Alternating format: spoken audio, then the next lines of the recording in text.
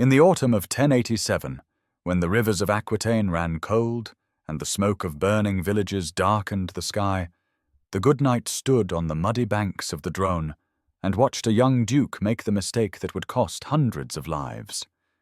This was not a war of kings or crusades. This was the brutal, intimate violence of feudal fragmentation, where counts fought dukes over river tolls and bridge rights, and where a single rash decision could shatter an army in minutes. The good knight had survived decades of border wars, had counseled patience and caution, but on that grey October morning his warnings were ignored, and he was forced to lead a vanguard into a trap he had foreseen. Watch as honour collides with ambition, as the old codes of loyalty are tested in the killing ground between two rivers, and as the good knight fights not for glory, but for survival in a world where the only victory is living to see another dawn. Subscribe to the GoodKnight Stories for more immersive journeys through history's forgotten battles, where our silver-armoured knight walks through the smoke and blood of the past, and where every story is told slowly, deeply, and with the weight of lived experience. Comment below which moment in the feudal wars you'd like the good knight to witness next. But for now, settle in and walk with him through the disaster at Coutras. The year 1087 was a year of dying. In September, William the Conqueror, the man who had bent England to his will and made the Channel a Norman lake, died in Rouen, his body so swollen with corruption that it burst when they tried to force it into a stone sarcophagus. The news travelled slowly south, carried by monks and merchants, and when it reached the halls of Poitiers, it was received not with mourning, but with calculation. The good knight heard the news in the courtyard of the ducal palace, where he was inspecting the horses of the household guard. He was a man in his 5th decade, his face lined by sun and scar, his silver armour dented and repaired 100 times over. He had served the old Duke, William the Eighth, and had expected to serve out his days in the relative peace of the Saintonge borderlands, collecting rents and adjudicating disputes over grazing rights. But the old Duke was dead too, gone the year before, and his son, William the Ninth, a boy of 17 with a gift for verse and a hunger for glory, now wore the ducal circlet. The good knight did not trust the young. He had seen too many of them die. The palace at Poitiers was a place of stone and shadow, its walls thick enough to withstand siege, its halls filled with the smell of wood smoke and roasting meat. The young duke held court in the great hall, surrounded by men who laughed too loudly and drank too much. They were the sons of the great families, Lusignan, Thouars, Parthenay, boys who had inherited their father's lands but not their caution. The good knight stood at the edge of the hall, his hand resting on the pommel of his sword, and listened.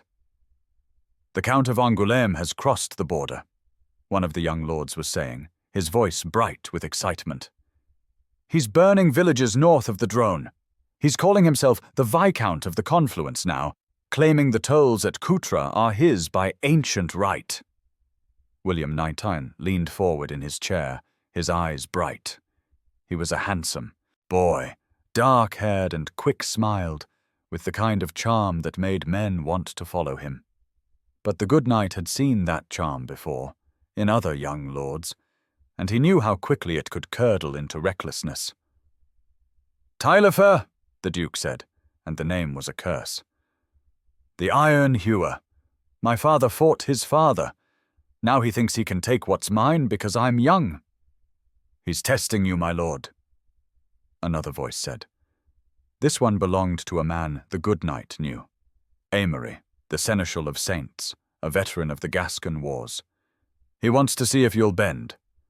"Then we'll show him I don't bend," William IX said, and he stood, his hand going to his own sword. "We ride for Coutras. We'll catch him before he can recross the Drone, and we'll teach him what it means to insult the Duke of Aquitaine." The hall erupted in cheers. The good knight did not cheer. He waited until the noise had died down, until the young lords had scattered to prepare their retinues, and then he approached the Duke. "My lord," he said quietly. "A word." William IX turned, and for a moment the good knight saw the boy beneath the bravado, the uncertainty, the fear of being thought weak. But then the mask slipped back into place, and the Duke nodded. "Speak, old friend." "Don't go to Coutras," the good knight said. "Not yet, not with just the household. Taillefer is no fool. If he's crossed the border, it's because he wants you to come after him. He'll have chosen the ground. He'll have the advantage." "And if I wait?" the Duke asked. "If I summon the full levy, and it takes weeks, and by then he's burned half the borderlays and made me look like a coward?" "Better a live coward than a dead hero," the good knight said. William IX smiled, but there was no warmth in it.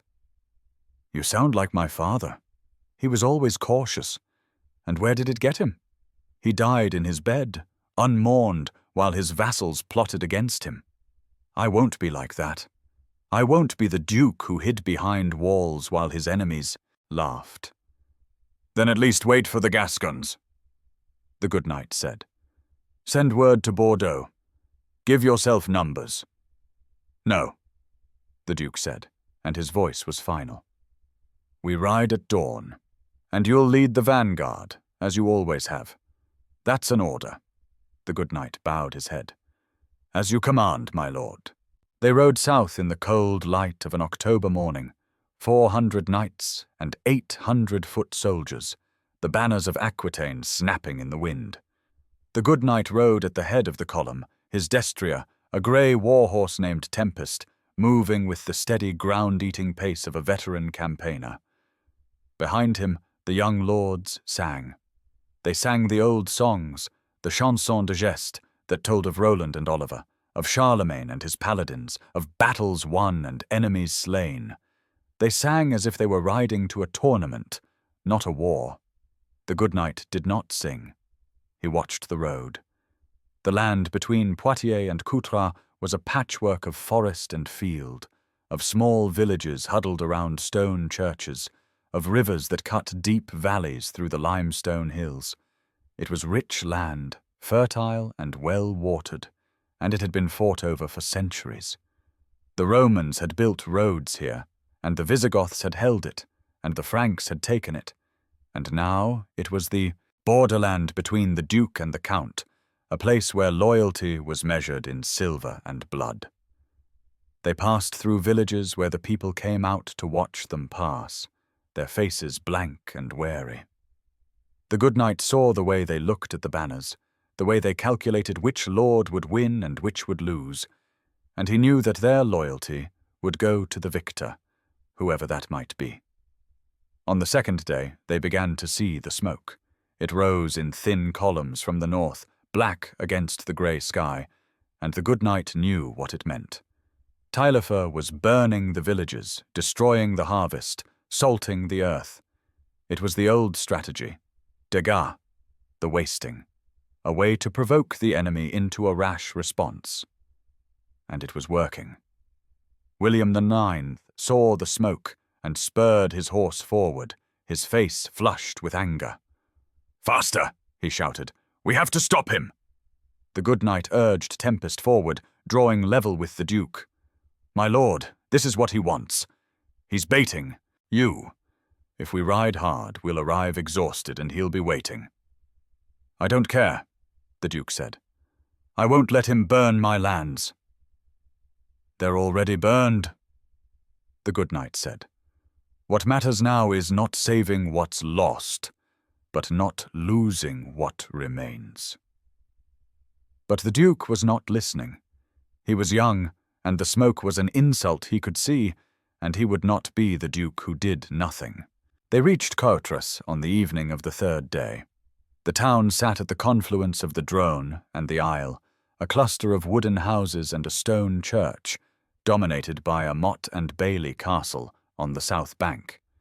The castle was small, its wooden palisade weathered and patched, but it controlled the bridge, a narrow wooden structure that spanned the Drone at its shallowest point. The castellan, a grizzled man named Bertrand, met them at the gate. He was pale, his hands shaking, and the good knight knew before he spoke that the news would be bad. "My Lord Duke," Bertrand said, bowing low. "Taillefer is here. He crossed the Drone 2 days ago. He's camped in the forest north of the river, maybe 500 men, all mounted. He's been raiding the villages, taking what he wants, burning the rest." "Where is he now?" William IX demanded. "I don't know, my lord. He moves fast. This morning, his scouts were at the ford just north of the bridge. They shot at my men, then rode off. I think he's trying to draw you out." "Then we'll oblige him," the Duke said. He turned to the good knight. "At dawn, we cross the bridge. You'll take the vanguard, 200 knights. I'll follow with the main body. We'll catch him in the open and crush him." The good knight looked at the bridge, at the narrow span of timber that would force them to cross in single file, at the marshy ground on the far side, at the dark line of forest beyond. He looked at the river, swollen with autumn rain, its current fast and cold. "My lord," he said carefully, "the ground on the far side is soft. The forest is dense. If Taillefer is waiting in the trees, we'll be crossing into a trap. Let me send scouts first. Let me find out where he is." "There's no time," the Duke said. "If we wait, he'll slip away. We cross at dawn." The good knight opened his mouth to argue, then closed it. He had given his counsel. It had been refused. Now all that remained was obedience. "As you command, my lord," he said. That night, he did not sleep. He sat in the courtyard of the castle, his back against the cold stone wall, and watched the stars wheel overhead.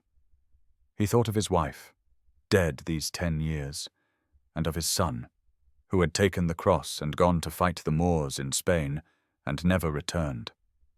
He thought of all the battles he had fought, all the men he had killed, all the friends he had buried.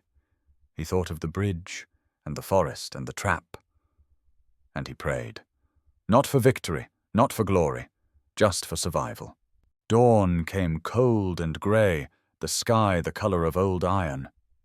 The good knight rose stiffly, his joints aching, and began the ritual of arming. First, the padded gambeson, thick with wool and linen, to cushion the weight of the mail. Then the hauberk, the long coat of interlocking iron rings that covered him from neck to knee, each ring riveted shut, the whole thing weighing as much as a sack of grain. Over that, the surcoat, plain white linen marked with a simple red cross, the sign of a man who had taken vows to protect the church and the weak. Then the belt, with his sword on the left hip and his dagger on the right. The sword was old, its blade nicked and resharpened 100 times, its pommel worn smooth by his hand. It had no name. It was a tool, not a legend. Finally, the helmet, a conical steel cap with a nasal bar to protect his face, and the kite shield, tall enough to cover him from shoulder to knee, painted with the same red cross as his surcoat. He was not a young man. The Kia armor was heavy, but he had worn it so long that it felt like a second skin. He walked Tempest to the bridge, where the vanguard was assembling.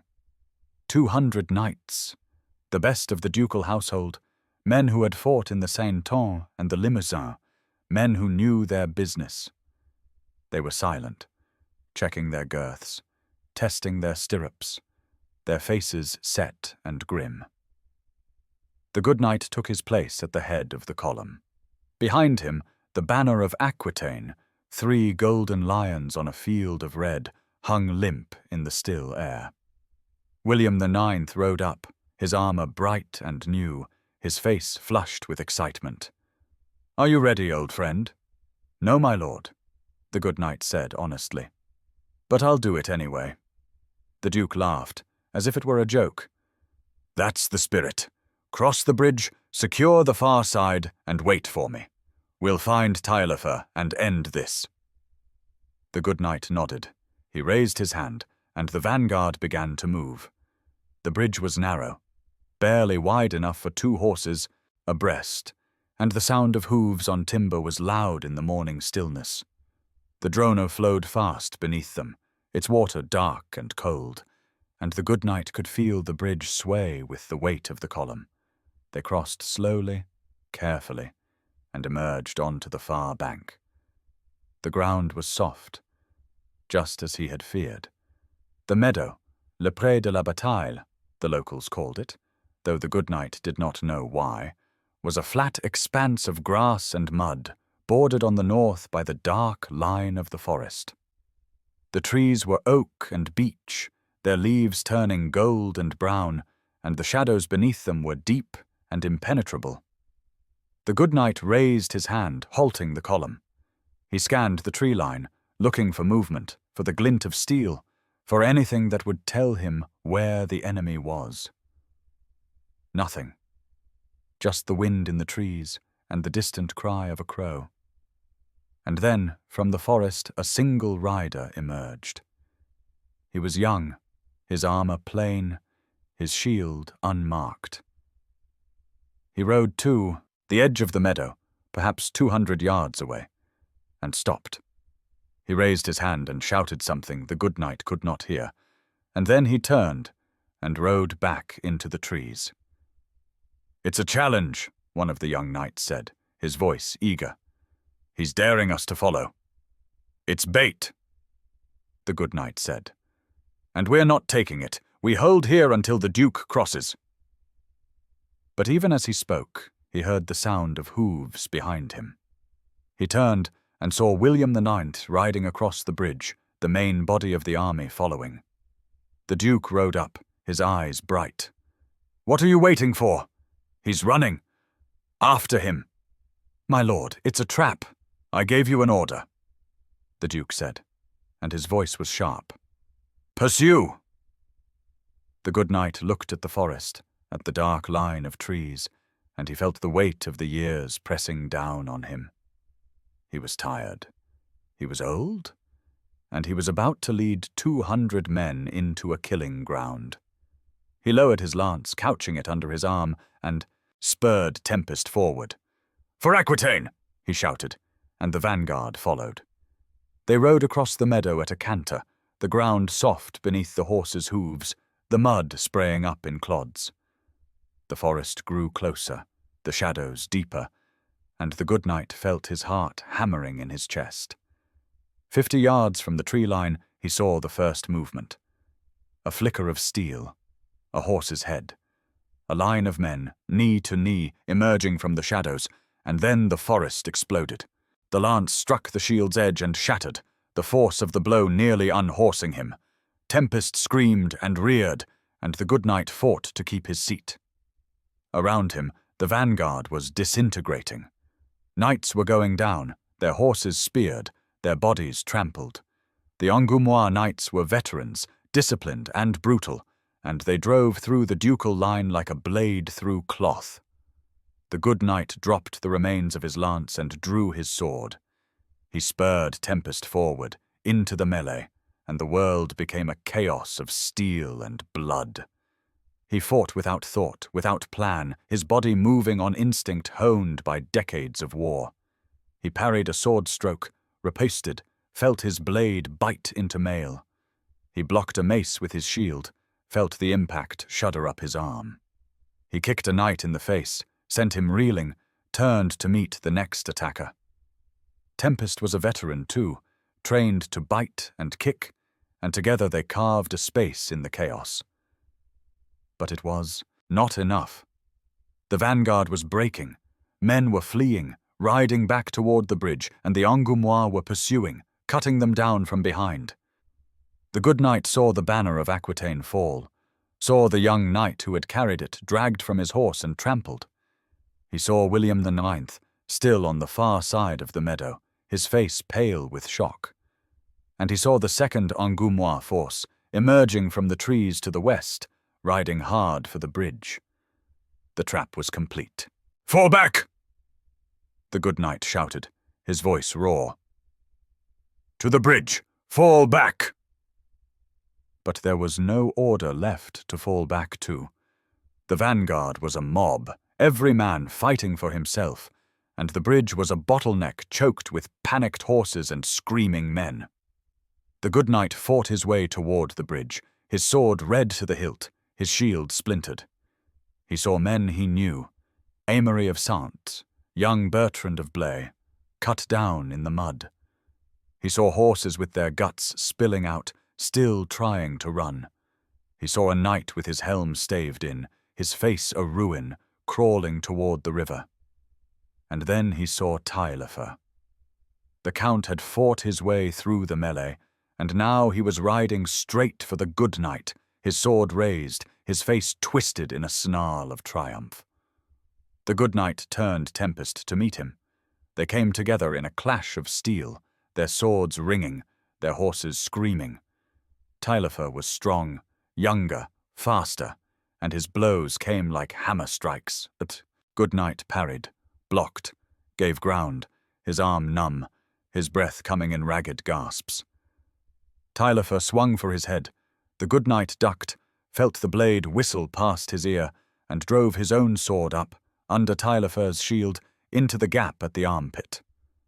The blade bit deep. Taillefer roared, more in rage than pain, and backhanded the good knight across the face with his shield. The world went white, and the good knight felt himself falling, the ground rushing up to meet him. He hit the mud hard, the impact driving the breath from his lungs. He rolled, gasping, and saw Taillefer above him, sword raised for the killing blow.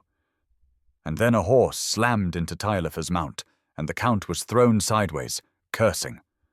The good knight looked up and saw one of his own knights, a boy named Raymond, barely 20, holding the reins of a riderless horse. "Get up!" Raymond shouted. "Get up, my lord!" The good knight staggered to his feet, his head ringing, and grabbed the horse's reins. He hauled himself into the saddle, his vision swimming, and looked around. The meadow was a slaughterhouse. The vanguard was gone, dead or fled, and the Angoumois were everywhere. The bridge was blocked, a tangle of dead horses and broken men, and the Duke, William the Ninth, was nowhere to be seen. "The Duke?" the good knight gasped. "He made it back to the castle," Raymond said. "He's safe, but we're cut off." The good knight looked at the bridge, at the river, at the forest. There was no way back, no way forward, only the marshes. "Follow me," he said, and spurred the horse toward the reeds. Chapter 5. The Ordeal. The marshes of the isle were a labyrinth of water and mud, of reeds taller than a man, of hidden channels and sucking bogs.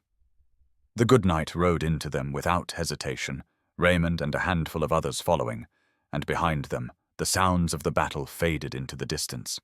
The water was cold, rising to the horses' bellies, and the reeds closed in around them, cutting off the light. The good knight could hear the Angoumois shouting, searching, but they did not follow into the marsh. They had won. They did not need to risk the swamp for a few survivors. The good knight rode until the sounds of pursuit faded entirely, until there was nothing but the whisper of the wind in the reeds and the labored breathing of the horses. Then he stopped, and dismounted, and stood knee-deep in the cold water. His armor was a weight dragging him down. His head throbbed where Taillefer had struck him. His sword arm was numb, and he could feel blood running down his side from a séduisante wound he did not remember receiving. He looked at the men with him. Raymond, pale and shaking. 3 others, their names lost in the chaos. All of them wounded, all of them exhausted. "We can't stay here," Raymond said. "We'll freeze." "We can't go back," the good knight said. "Taillefer will have men watching the bridge." "Then what do we do?"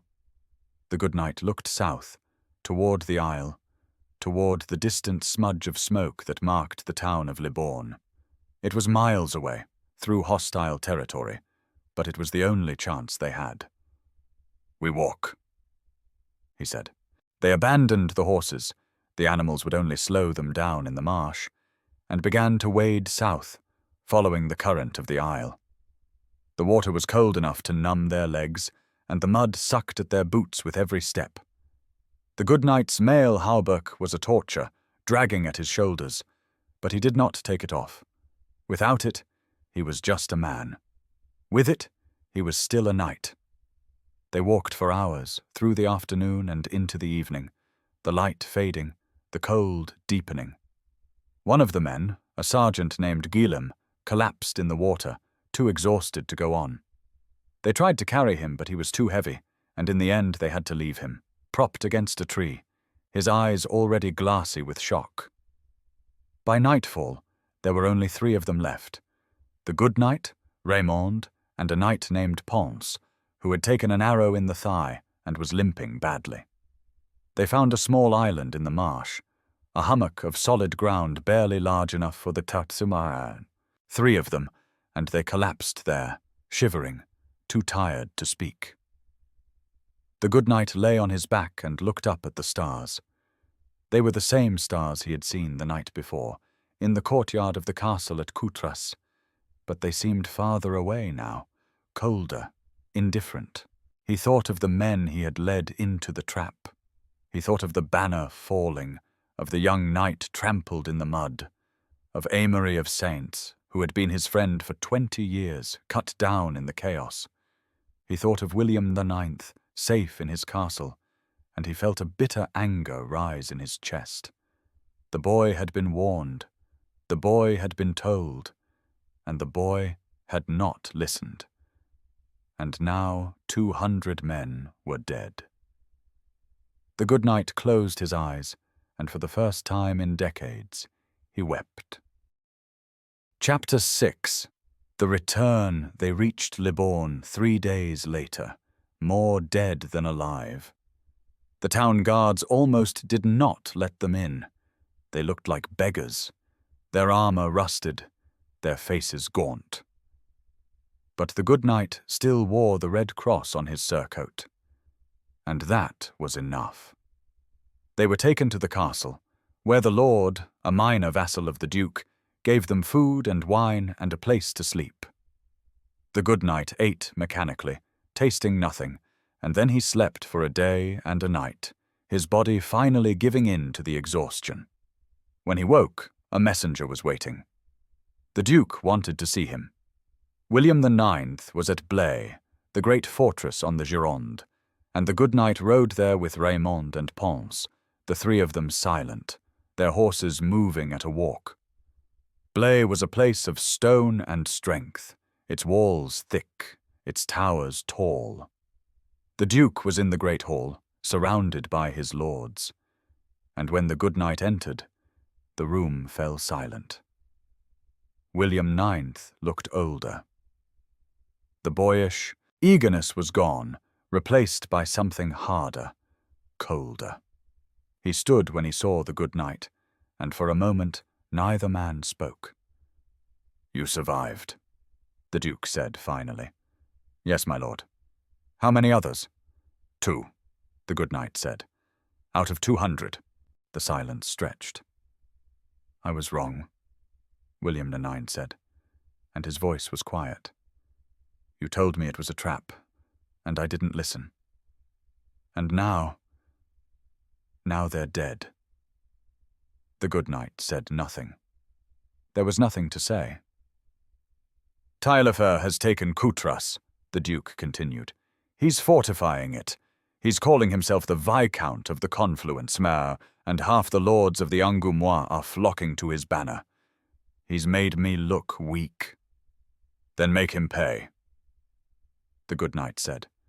"Not with a rash charge, not with glory, with patience, with siege, with fire. Burn his lands, starve his castles, make him bleed for every inch." William the 9th looked at him, and slowly he nodded. "I will, and I want you to lead it." The good knight shook his head. "No, my lord, I'm done. I've fought my last battle. You're the only one I trust, the Duke said. The only one who'll tell me the truth, even when I don't want to hear it. I need you. The good knight looked at the young Duke, at the boy who had become a man in the mud of Coutras, and he felt the weight of the years pressing down on him. He was tired. He was old. He had seen too much death, but he was still a knight. "One more campaign," he said, "and then I'm done." "One more," the Duke agreed. Chapter 7. The Siege of Blaye. Epilogue. The war that followed was not a war of glory. It was a war of attrition, of burned villages and starved garrisons, of sieges that lasted months, and battles that were little more than skirmishes in the mud. The good knight led the Duke's forces with a grim efficiency, and slowly, painfully, they pushed Taillefer back. They took the castle at Chalais. They burned the town of Barbezieux, and in the winter of 1088 they laid siege to Blaye. The siege lasted 3 months. The good knight did not fight in the assault. He was too old, too slow, but he planned it, and he watched as the walls were breached and the castle taken. William the Ninth did not just capture Blaye, he destroyed it. He tore down the walls, burned the keep, and salted the earth. It was a message written in stone and ash. This is what happens to those who defy the Duke of Aquitaine. The good knight watched the destruction from a distance, and he felt nothing. No triumph, no satisfaction, just a hollow emptiness. When it was over, he went to the Duke and asked to be released from his service. William the Ninth did not argue. He gave the good knight a small manor in the Santonge, a place with good land and a stone house, and he thanked him for his service. The good knight rode away from Blaye and did not look back. He lived for another 10 years, quietly, tending his fields, adjudicating disputes, and training the local boys in the use of the sword. He never fought again. He never wore his armor again. But on cold autumn nights, when the wind blew from the north, he would stand in his courtyard and look toward the Dronne, and he would remember the meadow, and the trap, and the men who had followed him into the killing ground, and he would wonder if he had done enough, if he had been good enough, if survival was enough. He never found an answer. Chapter 8. The Legacy. The skirmish at Coutras was forgotten by history. It was too small, too local, too overshadowed by the great events of the age, the death of the Conqueror, the First Crusade, the rise of the troubadours. But it was not forgotten by those who lived through it. William the Ninth went on to become one of the great figures of his age, a crusader, a poet, a lover, a sinner. He led the disastrous crusade of 1101, where he lost most of his army in Anatolia. He wrote songs that scandalized the church and delighted the courts.